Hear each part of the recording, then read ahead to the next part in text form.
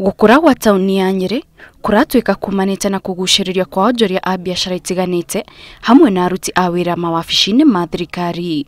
Uthuthuria wa kambuni ya Saiton uronania ati kuongerereka kwa biashara ya wendia wa migunda ni kwambatirite na gicunji kia 19 harĩ igana ukiringithania na miaka iri mithuru kuria biashara yo yari gicunji kia 17 harĩ igana iri biashara imwe iria irehagira kaunti ya utonga. Waki wa nyumba cia guikarana cia biashara ni wongerekete na gicunji kia 90 kuma gicunji kia 82 mwaka wa 2017. Thogora wa migunda naguo ni wirigirirwo kuhaica undu uria uraumana na wongerereku wa mawabici ma thirikari cia matura, wongerereku wa andu aria marabatara mawabici na nyumba cia guikara, thogora mwega wa thogora cia thoko kumana na utonga wa kaunti iyo, kuona Nyeri ni 12 harĩ utonga wa kaunti ciothe guku bururi-ini.